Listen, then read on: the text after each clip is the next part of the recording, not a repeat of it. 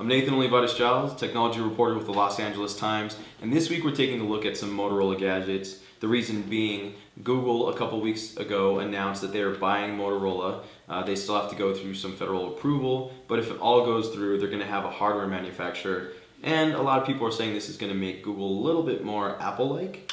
So I thought we'd take a look here at exactly what they're buying into. This is the Motorola Photon 4G. It's a new 4G smartphone for Sprint's network.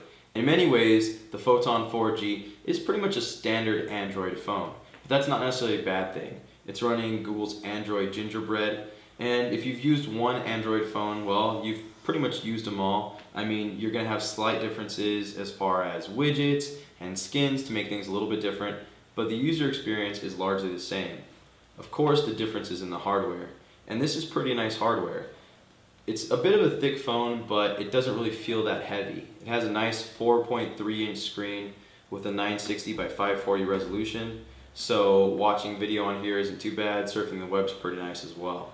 Other nice features here that you find on the Photon is a front-facing camera, an 8-megapixel rear-facing camera with a dual LED flash that can shoot up to 720p video, 30 frames per second. Pretty snazzy.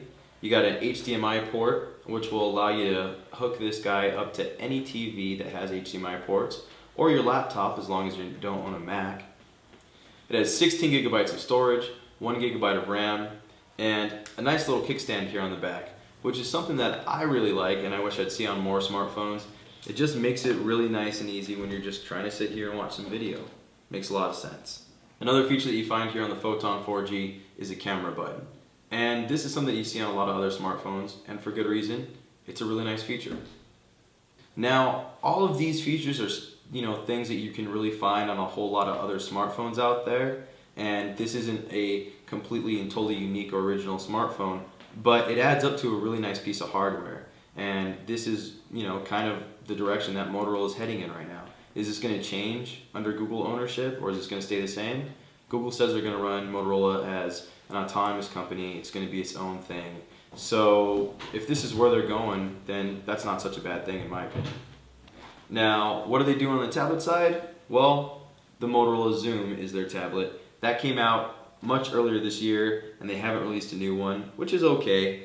But, compared to the iPad 2 and the Samsung Galaxy Tab 10.1, this guy's feeling a little bit heavy, a little bit thick, and maybe a little bit dated when compared with some of the competition. It's still a really, really great tablet, and it's still a fine piece of machinery, but I am looking forward to seeing what else Motorola has in store on the tablet game. So that's the Zoom tablet and the Photon 4G phone.